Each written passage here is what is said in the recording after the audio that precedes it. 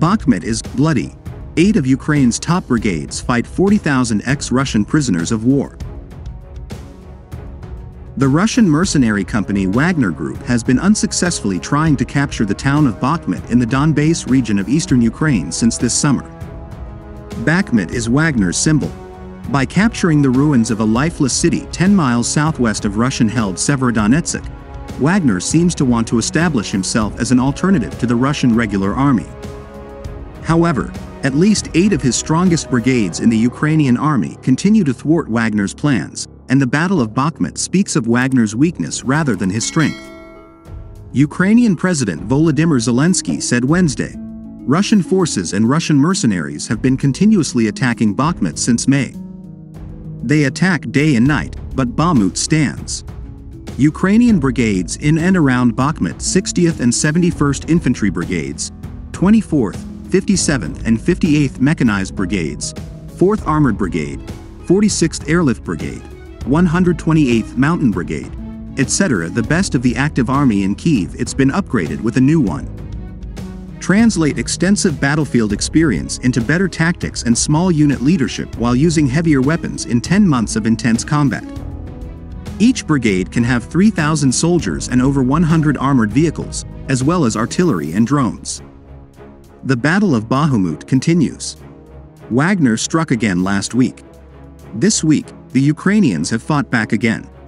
On Wednesday, the front was so stable that Zelensky was able to make a brief visit to Bakhmut's local garrison.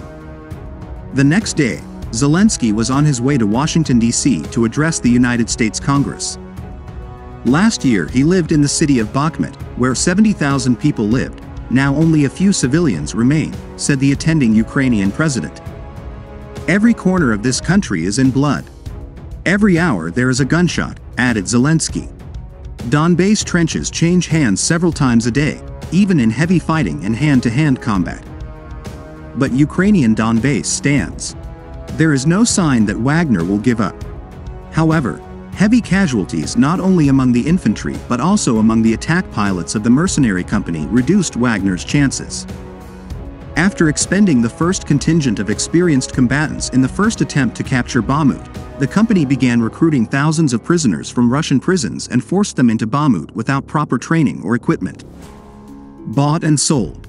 Wagner may have as many as 50,000 combatants in Ukraine, 40,000 of whom are former prisoners, according to Pentagon spokesman John Kirby. His predicament worsens the closer Wagner gets to downtown Bakhmut. Intense fighting has been taking place in the Bakhmut sector since June 2022, but the front lines have been mainly in the open ground around the eastern approaches to the city, the UK Ministry of Defence said. Since Russia entered Lysychansk and Severodonetsk in July 2022, the war has seen few prolonged large-scale fighting in urban areas, the ministry added. The ministry said urban warfare requires highly trained infantry with good junior leaders. Ukrainian brigades have highly trained infantry, thanks in part to NATO instructors. They also have excellent junior cadres, thanks to a military culture that distributes responsibilities among younger officers and non-commissioned officers instead of assigning responsibilities to older colonels and generals as is the norm in Russia. As the Battle of Bakhmut enters his 8th month and urbanization increases, the Ukrainian side may have an advantage.